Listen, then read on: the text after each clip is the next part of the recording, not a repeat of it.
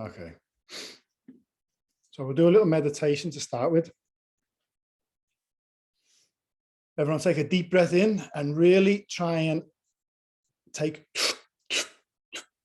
as much air in as you can, and then swallow it down and feel your diaphragm stretch and just hold.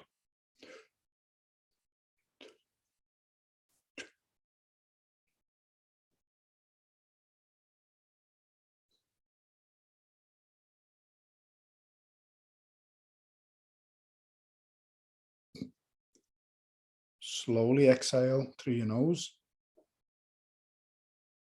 And just feel how one simple breath hold like that gets the body moving. Okay, the heart rate changes, your heat, your body temperature changes, and exhale all that air slowly and really empty your lungs now and pull your tummy in. Empty all the way. And then as soon as you hit the bottom, don't hold on this one, just come in again, slowly. We're going stomach, chest. And then when we get to the top, swallow it down, stretch your diaphragm,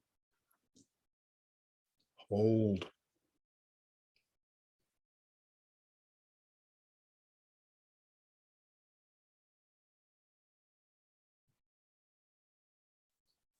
Slowly control the exhale through the nose. Only going to do one more of these. Empty, empty, pull the tummy in, squeeze, squeeze, completely empty. As soon as you hit the bottom, start coming in, slow. Stomach, chest, all the way.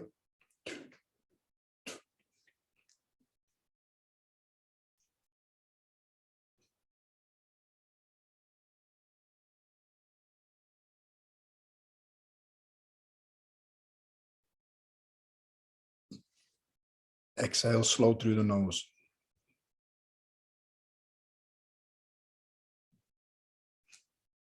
And then just follow the natural breathing.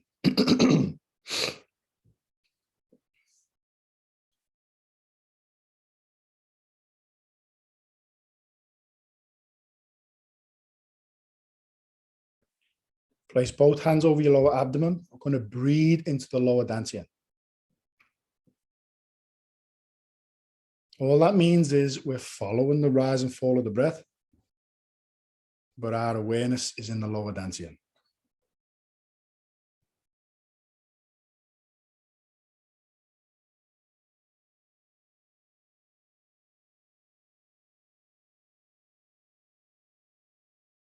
This is body power, soul power. We're going to invoke the soul world. Never underestimate what we can do with the soul power as well. Okay, it's limitless. It's good to be creative and flexible. And what I mean by that is, every time you read the spiritual text, okay, one of Master Sha's books, the Tao Te Ching, tonight, anything, you can call Wan Ling all beings. They are the soul of Wan Ling. Please read this text with me, so that everything we're doing is a universal service. So we're going to link mind power with soul power. So as I do an invocation, see what we're invoking and feel what I'm invoking, what we're all invoking.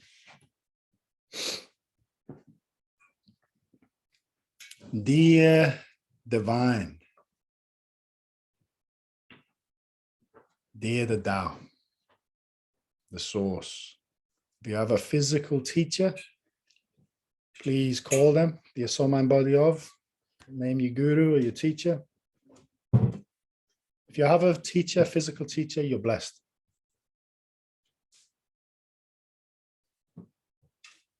Dear Yuan Ling is all enlightened souls from all traditions, everywhere. including healing angels, see them, archangels, holy saints, Jesus, Mary, St. Francis, holy saints, Taoist saints, Lao Tzu, Chuang Tzu, Liei Tzu, Koswan, Puti Lao Tzu, all the 8 Taoist immortals, all the Buddhas and Bodhisattvas, Shijiamoni Fu, Amitofu, Yao Shifu, Wen Shifu, Dizanwang, Pusa, all the Buddhas and Bodhisattvas, 87 Buddhas of Tao Beijo. All the heavens, generals, soldiers, Akashic record workers, keepers, leaders, ascended masters, lamas, gurujis, rinpoches, kahunas, elders of the lands, they're all our ancestors. We love you all, honor you all, appreciate you all. Please forgive us for any mistakes we've made in this life or past lives. The Tian, heaven, Di, Mother Earth, nature, Ren, humanity, and all life in between heaven and earth. We love, honor, and appreciate you. We invite you into this practice. We invite you to learn the wisdom in the chapters of the Tao Te Ching that we're going to be going over. We dedicate this to Poppy, so dear soul of Poppy and your family, please learn this wisdom so it can progress your soul journey.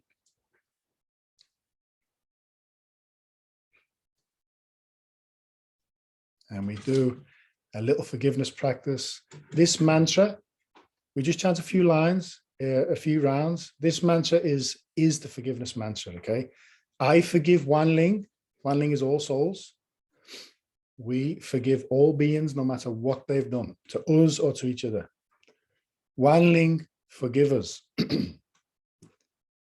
All beings forgive us for our mistakes. Wan Ling, forgive each other. Bring love, peace, harmony. So we'll just chant it normal. I forgive Wan Ling. Wan Ling, forgive me. Wan Ling, forgive each other. Bring love, peace, harmony. Just chant a couple of lines. I forgive Wan Ling. Wan Ling, forgive me. Wan Ling, forgive each other. Bring love, peace, and harmony. I forgive Wan Ling. Wan Ling, forgive me. Wan Ling, forgive each other. Bring love, peace, and harmony.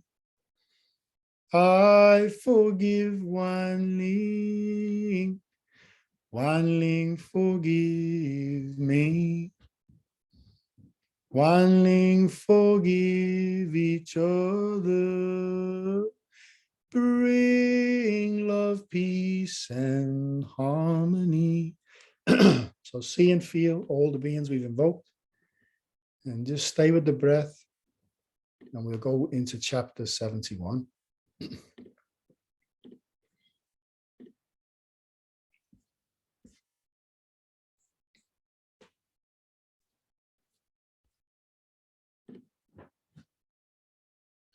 Okay, chapter 71. So this is a universal text. This is some of the highest spiritual teaching. So when we invoke all beings to chant there, to read this and learn the wisdom, the text is serving all beings. And if the whole world practices the wisdom in the Tao Te Ching, we'll see universal harmony. So chapter 71, not knowing is true knowledge. Presuming to know is a disease. First, realize that you are sick, then you can move towards health. The master is her own physician. She has healed herself of all knowing. Thus, she is truly whole. There's a few people in the room tonight with me, so at any point, if anyone wants to share any insight on that, please do, or ask any questions, and on the line, please do. So not knowing is true knowledge. Presuming to know is a disease. It truly is a disease. The ego is a disease. If you reflect on all the suffering that human beings create in this world, or whether how they're manipulated or anything, it's all ego. It's a disease. First, realize you're sick, then you can move toward health. The master is her own physician. She has healed herself of all knowing. Thus, she is truly whole. Knowing everything, you separate yourself from the whole. Ego consciousness is separation consciousness. It is selfishness. The master realizes that she's sick, moves towards health. She drops the ego. She's healed herself of all knowing. Thus, she is truly whole. When the ego is gone, you are one with the whole organism, all of life. Does anyone want to add anything to that? So many layers of insight in this text. Or any questions, please feel free.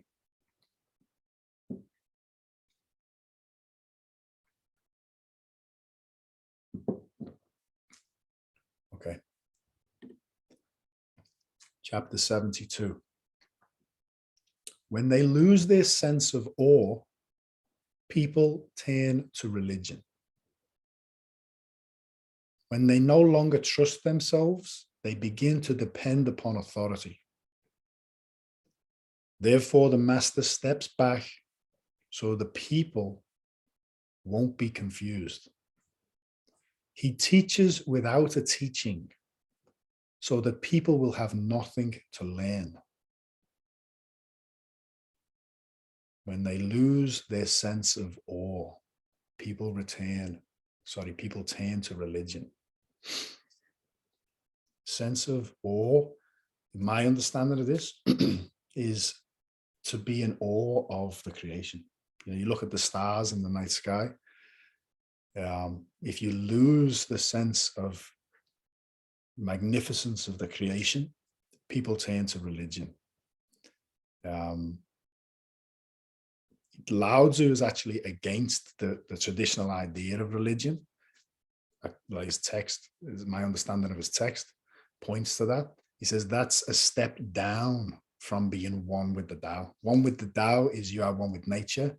When you feel like you need to turn to religion, it's because, as he says here, you've lost your sense of awe with the Tao. When they no longer trust themselves, they begin to depend upon authority. I think it's where humanity's at right now, but that's changing. Therefore, the master steps back so the people won't be confused. It's such a powerful statement. He teaches without a teaching, leads by example, so that the people will have nothing to learn. Remember in earlier chapters, Lao Tzu said, the master goes around teaching, no talking.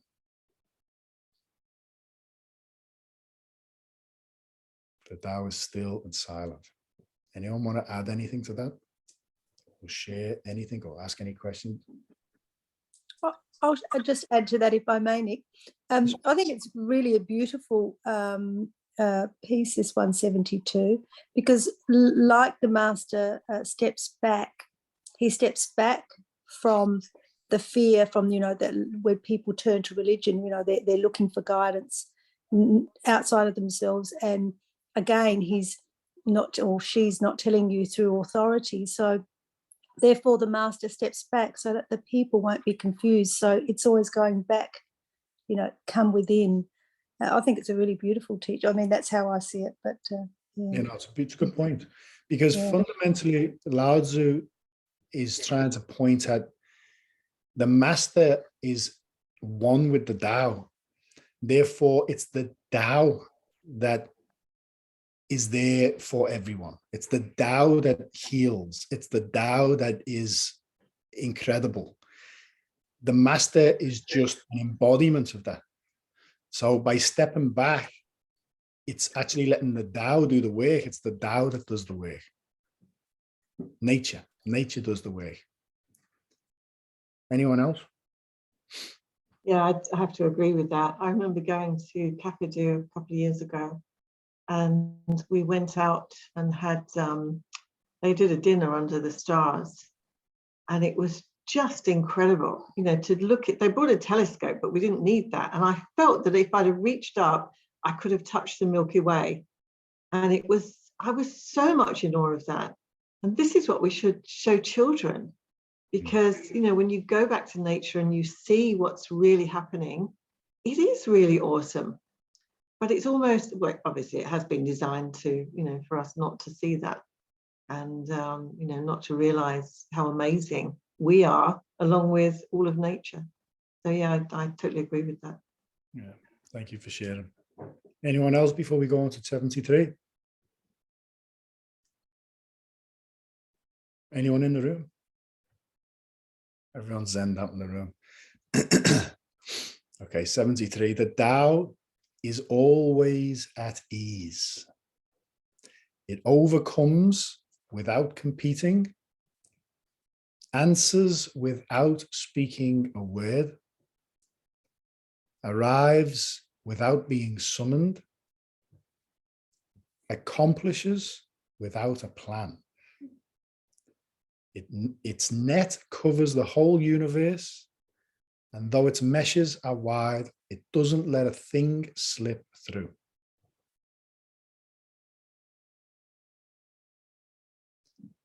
I used to always, when I used to abseil in the city, I'd just reflect on the chaos on the ground. Everyone was always looking at the ground or looking at their phone in a rush. And if you look up, it was always still. It was like a real tangible experience of heaven and hell, heaven and hell, or heaven and earth. It was still up above. It was chaotic down the bottom. So many people look down all the time. But the Tao is always at ease. It overcomes without competing. The ego, again, separate from this. The ego is the one that competes. Answers without speaking a word. Arrives without being summoned. Accomplishes without a plan. Its net covers the whole universe, and though its meshes are wide, it doesn't let a thing slip through. Does anyone want to add anything to that? Ask any questions or share any insights, please do. Oh, the bit where it says it overcomes without competing and stuff. It's lovely, isn't it? Yeah, I'd like to say what I mentioned earlier about all this angst, and I can detach myself from that, but not if I'm hungry, because then I might react. And then if I react, then I have to step back and look at, because if someone is angry or upset and you get angry and upset back, you've just got this head-to-head going. But if you don't react, then nothing's going to happen. So that's how I relate to that. Yeah, you know, when Master Sha talks about the Tao Te Ching, you know, I heard him recently say how Lao Tzu said, you know, what I'm about to share in chapter 1 is you can't understand it. And whoever got on Saturday, he gave a great analogy of trying to explain to an ant how airplanes work. He said it's harder to explain to a human what the Tao is like, but he still tries. Okay, in today's world with so much stimulation, you know, people do like words and they do serve people, but fundamentally, the reason why Lao Tzu went around teaching no talking is because the closest you're going to get to the Tao is through silence and stillness. Do you want to share something, Fletcher? You want to share something? No. Oh, all good. All good. 74. If you realize that all things change, there is nothing you will try to hold on to. If you aren't afraid of dying, there's nothing you can't achieve. Trying to control the future is like trying to take the master carpenter's place. When you handle the master carpenter's tools, chances are that you'll cut your hand.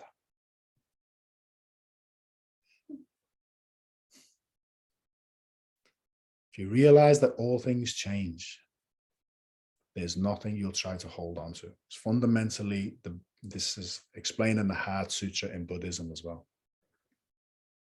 Nothing exists solely by itself. Everything is always dying to the past and changing. It's the mind, the ego, that tries to hold on to things. And suffering doesn't come from impermanence. Suffering comes from trying to hold on to something that's nature is change. That's where suffering comes in. If you aren't afraid of dying, there's nothing you can achieve. If you trace back what most people's fears are, it will trace back to dying, a non-understanding of the death process. And life starts when fear ends. Trying to control the future, not surrendering to the present moment, it's like trying to take the master carpenter's place.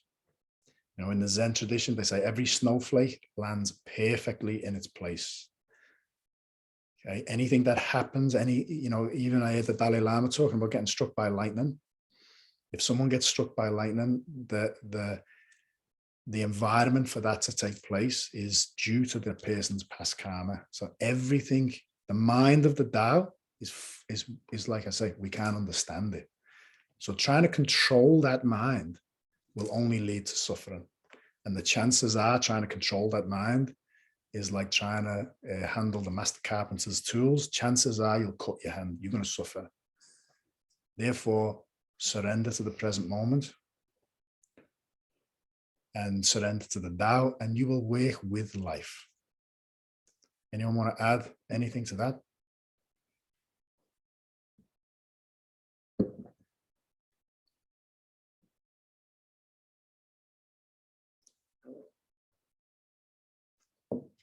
These are lovely chapters.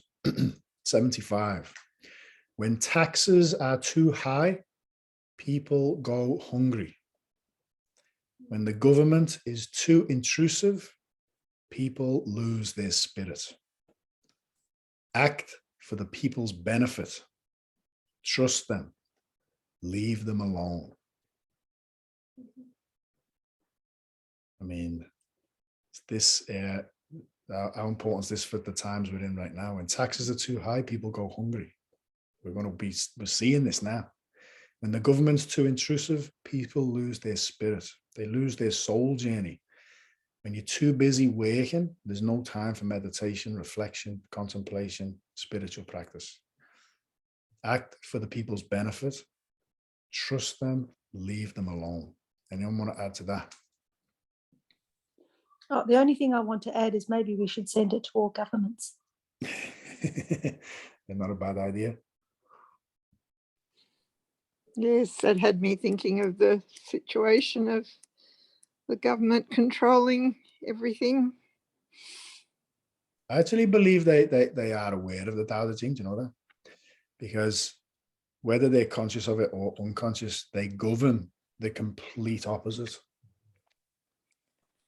Literally, like intentionally, it's the opposite. So I think they're aware of high spiritual teachings, if I was to be honest with you. Do you want to add anything? I think it's also helpful when you read that chapter, also from an introspective perspective. So it's very easy when you use the word taxes and government to think about how society operates. But if you apply that to your own inner government, it's the same teaching. Can you go further into that? Well, I think that the idea of separation is what causes suffering.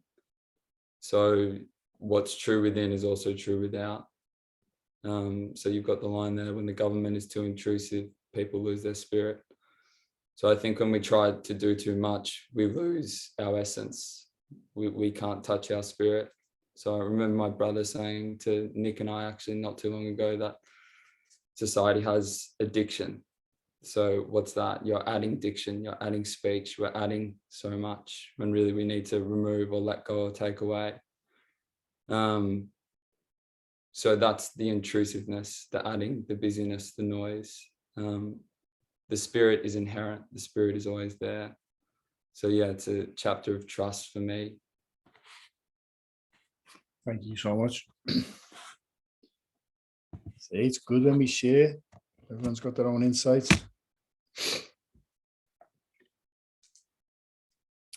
'76. Men are born soft and supple. Dead, they are stiff and hard.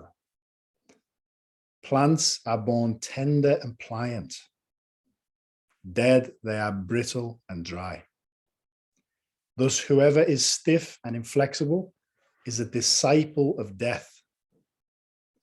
Whoever is soft and yielding is a disciple of life.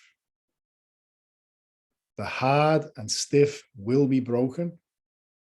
The soft and supple will prevail. Yes. I got it like when babies are born, they're closer to heaven. Mhm. You told me the other day, and they don't say with their ego, they haven't developed that yet. And I got when you meditate, you're all soft and supple, like a bamboo tree. And it says the plants, if the wind blows, a dead tree will break, but a nice soft tree will be blow with the wind. I don't know if you guys heard Bo there, but he was just saying he got a lot of insight into when you see a newborn baby and they're very flexible, and how bamboo trees are flexible as well. You look at I think I've shared the analogy here before, when you have a nice supple tree compared to a rigid, nearly dead tree, and a snowfall or strong winds, one will snap and fall, or there's the weight of the snow will snap them. But if they're soft and supple, they'll bend, and if the snow gathers on them, they'll fall, bend until the snow falls off and spring back. But this isn't just about the physical body. I've always applied this to thoughts as well, and how rigid people are with their mindset. You know, I think you're only going to suffer if you have a rigid beliefs, rigid ego, strong attachments. Therefore, and they're one and the same. When the body is supple, the mind is supple, and vice versa. So I think it's important that we keep an open, flexible mind. I remember I was talking to my Buddhist teacher about the teachings from Lao Tzu, how water is the best thing to corrode rock, and how the soft is always stronger. The soft and supple will prevail over the hard and stiff. And she said in China, there's a story of someone asking Lao Tzu that. Can you give us another example of how the soft and yielding will overcome the hard and inflexible? And there was an old guy smoking a pipe, and Lao Tzu just walked over and opened his mouth, and the old gentleman had no teeth. And he said, there you go, the teeth can bite off the tongue. They're stronger than the tongue, but over time, the tongue still prevails, and but the teeth have gone. So does anyone want to share anything on that? You could also apply this to what's happening at the moment, all the people that refuse to see what's going on and the truth. It's interesting that's, a few of those things have come up, and you can apply it to now, situation now. That's the importance of a text like this. 2,500 years, and it's just as important today as it was when it was written 2,500 years ago. That's why it's called a Jing, Tao Te Ching. It's a classic text. We'll do one more. Yes, you can, son. I got a bit when you said, I was thinking, like before when it said, Speak up a when little, you are not scared of change, yeah, you can, I forgot what it said, sorry. When you're not scared of change, you can prevail. Yep. You can do anything. No fear of death. I like it, the mind, if like when you're, It's okay. When you aren't afraid of dying, there is nothing you can't achieve with the mind. If you're not scared of change, when you're meditating, you're like, your mind is free. But if you're always thinking inside the box, you believe what you're told. Sometimes your mind can Put limits on the put limits experience. and you cannot live. Yep, and you live in fear. Thank you for sharing, buddy. Okay, we'll do one more, and this one's actually a big one, the one we're finishing on. 77. As it acts in the world, the Tao is like the bending of a bow. The top is bent downward. The bottom is bent up. It adjusts access and deficiency so that there is perfect balance. It takes from what is too much and gives to what isn't enough. Those who try to control, who use force to protect their power, go against the direction of the Tao. They take from those who don't have enough and give to those who have far too much. The master can keep giving because there is no end to her wealth. She acts without expectation, succeeds without taking credit, and doesn't think that she is better than anyone else. So, the yin yang, always find balance. Okay, even if it looks like the equilibrium's out, it will always find balance. Even if that's a correction, they'll find balance. Those who try to control, who use force to protect their power, go against the direction of the Tao. So, we can use an example of the outside world, which is, the people who control the world. Fundamentally, the harder they push, the more they go against the Tao, and the more they lose power. But this is definitely an internal thing as well. The more we force things to try and protect our position or something like that, we dim our own light, okay? Because we're going against the Tao. They take from those who don't have enough and give to those who have far too much. In this text, he says, if there's ever a leader, don't give them fine jewels, gold, or horses. He says, teach them about the Tao. It's the greatest gift you can give anyone who's in a leader position. The master can keep giving because there is no end to her wealth. She acts without expectation. Okay. Lesser expectation, bigger results. Succeeds without taking credit. And doesn't think she is better than anyone else. Would anyone like to add anything, ask any questions?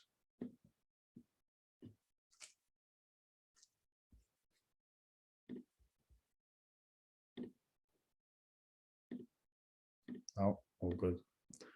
Okay. Tonight's practice is going to be Om Mani Padme Hum, okay? Because I've been chanting this mantra for, 11 years, 12 years, and I'm really getting more insights all the time into it. Especially the more I listen to Master Shah's teaching on it and the more I listen to Tibetan Buddhist teachings on the mantra. I'm listening to a beautiful audiobook at the minute called Enlightened Vagabond, which is stories of Patrul Rinpoche, a famous legendary Rinpoche in Tibetan Buddhism. And he's a real takes no shit type of master. And he wasn't with any one sect. He was just like a vagabond. He looked homeless. Sorry, one of the dogs is snoring. And he emphasizes in that book as well the power of Om Mani Padme Hum. Just chant the mantra. Just chant the Mani. So Master Shah's is Wung Mani Padme Hum, but we're going to play Om Mani Padme Hum. Same. And we're teaching from Master Shah is the Jung Mai, which is that center channel that we go over every week. This is Guan Yin's blessing to humanity. Okay, with this mantra. This is the enlightenment mantra, and there's many layers of wisdom to this, but I'll just share the basics. Wung Ma Ni Ba Ma Hong. First 6 soul houses from the top down, okay, from the seventh down, is being opened. So it's the Jung Mai blessing from Guan Yin, which he left the world, okay? So, yeah, they know that Jung Mai is the central channel, the seven soul house channel we go over every week. So when we start chanting, playing the mantra, I'll mute myself. So I'll invite everyone to get comfortable. Okay, body power is very important. If your body power isn't right, it's like on the external world, it's like feng shui, okay? Master Sha is a feng shui master, and he summed up feng shui awesome. He said, if a room feels nice, good feng shui. If it doesn't feel nice, it's bad feng shui. So how does feng shui work? In a really, really simple way. Different things in the room either block energy flow or promote energy flow, okay? So it's the same in the body. If we're slouched over or we're not in a good position, energy can't flow through the meridians.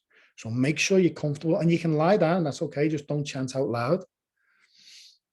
But if you sit up straight, any support you need to stay comfortable with a straight spine, please do it. Both hands over your lower abdomen. You can place them both facing up on your lap, or you can do the yin-yang palm position, which is your left hand. Right hand grabs your left thumb. Roll your hand over. Put your right knuckle, thumb knuckle, into your belly button and just roll it down. That's perfectly over the lower dantian. Also, you know, Om Mani Padme Om is the condition of compassion. And it calls on anybody from any tradition. Remember, Guan Yin's revered in Taoism and Hinduism as well. It calls on every single being that's ever chanted that mantra, every single Buddha. It is the enlightenment mantra. You know, I've listened to books on yogis in the Himalayas, and they've come across, you know, Tibetan hermits in the mountains, and they just chant Om Mani Padme Hum nonstop. Okay, it's the enlightenment mantra. So when we chant this mantra, Om Mani Padme Hum, very simple mantra. See incredible light. You think about how vast this landscape is. Think of how vast the heavens are. Vast, how wide they are, but how high they are. The countless realms, okay? You're calling on anyone that's ever chanted this mantra. We're tapping into a universal choir. See them pouring light through our being, completely opening our center channel, our Jung Mai, and that will promote energy flow up and down the spine, the Kundalini, the meridians, our acupuncture points, yin yang energy circles, the full hit. Okay, no limit to this practice. Tao is the source. De is what Tao bestows upon people who chant and serve. Okay, so we call in all of our ancestors, call in Wan Ling. What are we doing? We're just inviting them to chant with us. So dear Wan Ling and Yuan Ling and Wan Ling. Yuan Ling is all enlightened souls. Wan Ling is all beings.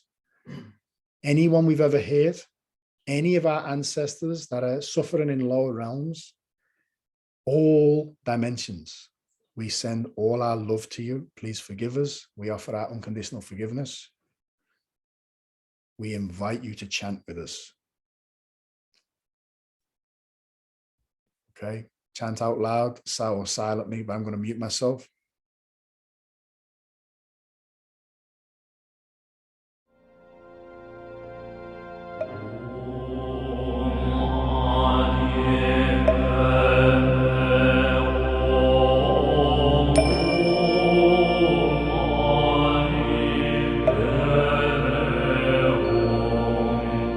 Oh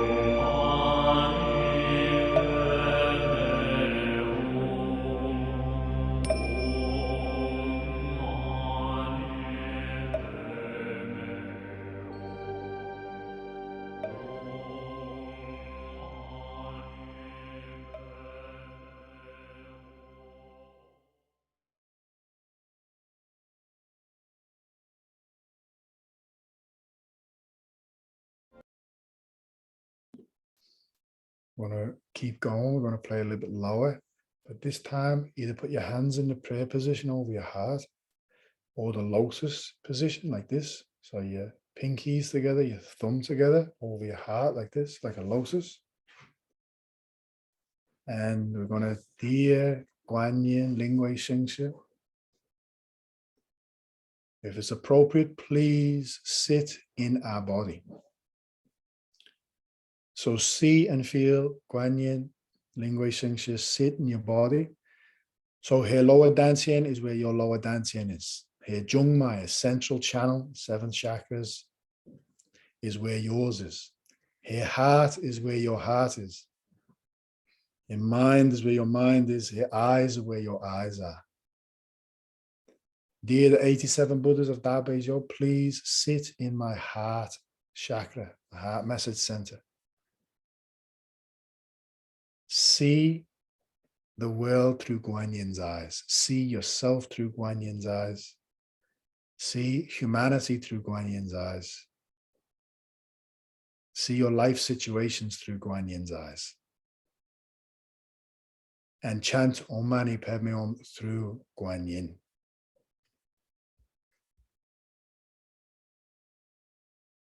We love you, Guan Yin. Thank you, thank you, thank you.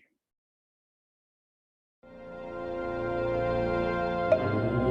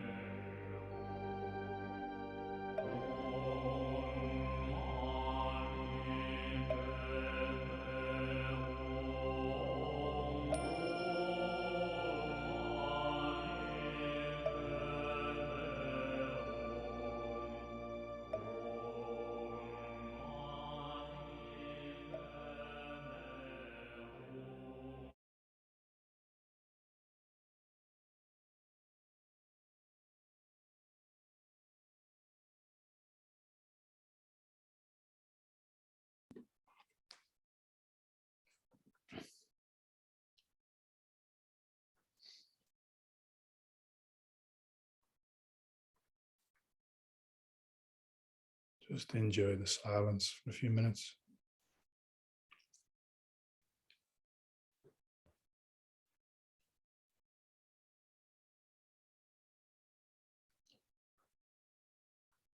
See and feel Guan Yin's light. And see your light meld with Guan Yin's light.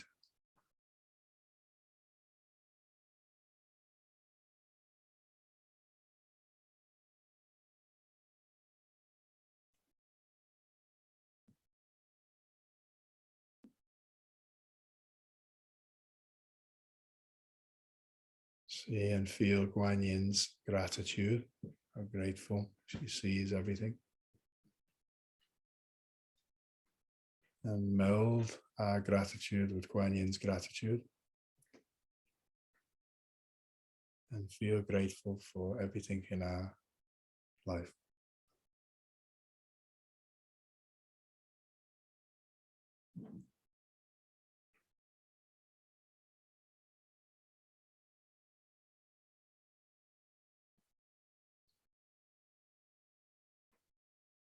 Feel Guan Yin's humility.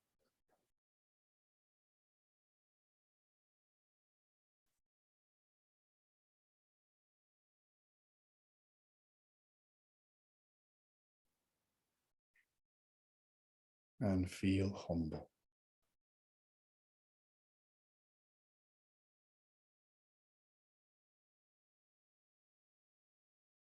See and feel Guan Yin's love for all beings.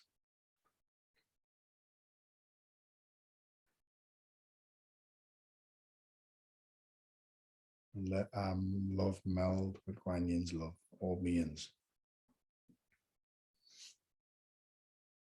Feel her service, how selfless Guan Yin is. Experience it through Guan Yin.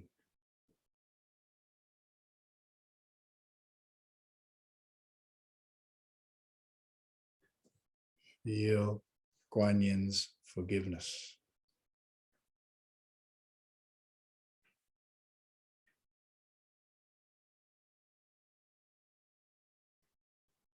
And let her forgiveness inspire us to forgive unconditionally.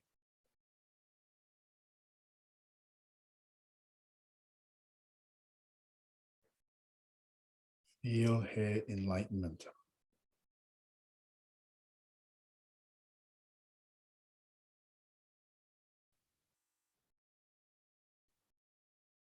Feel her compassion.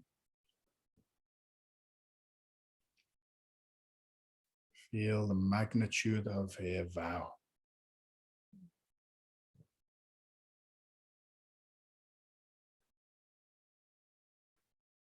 Feel her harmony.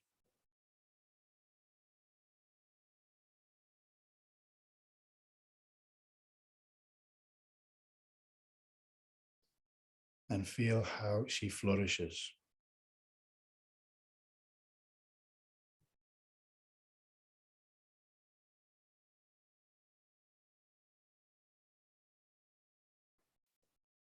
And this feeling that you're feeling right now, put one hand on your heart, one hand on your lower abdomen, feel your body and remember how you feel right now. And take a deep breath in. And remember how it feels to feel that close to Guan Yin. So that if you feel overwhelmed, you're only a hand on your heart and lower abdomen and a deep breath away from that experience. Dear soul and body of Guan Yin, thank you, thank you, thank you. Please exit our bodies, our being. See Guan Yin, the 87 Buddhas above your head. And just with Kirlian photography, you can see that a leaf leaves an energetic imprint on a table. Feel the energetic imprint that Guan Yin has left on our soul, heart, mind, energy, and matter.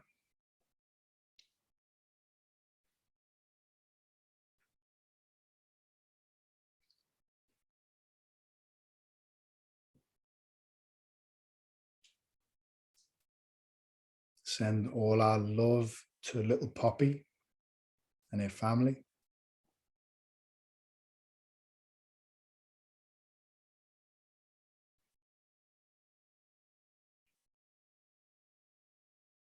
Send love to each other on the line.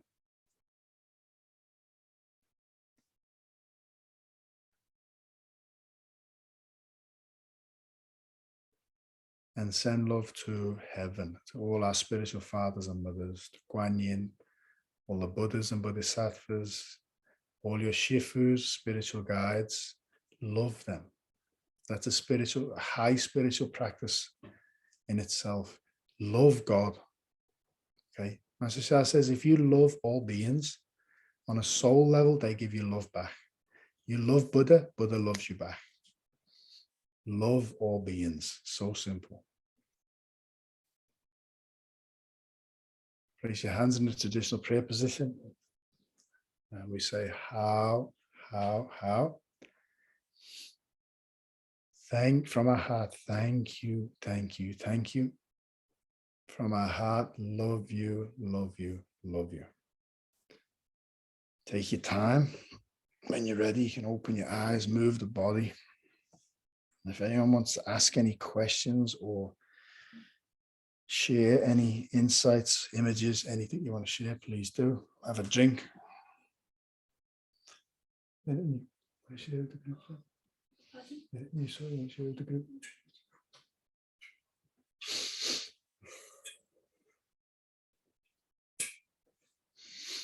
Anyone? It's okay if you don't. It's okay. Paul enjoyed it. It's fast asleep.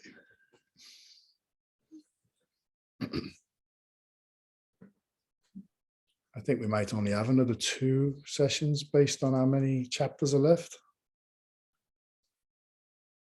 And then if everyone's keen, this will be a chanting week where we just chant for an hour for all beings, get the calligraphies up. And we'll use it as a selfless time, an hour a week to serve selflessly all beings. And obviously we'll do some Q&A as well. And if there's any teachings or anything we want to share, we will.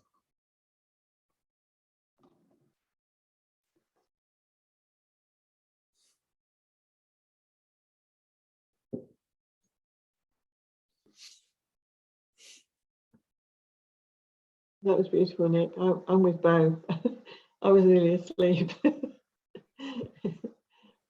Yeah, good. Go to bed, have a nice night's sleep. Yeah. Well, very much. I'm going to stop the recording now.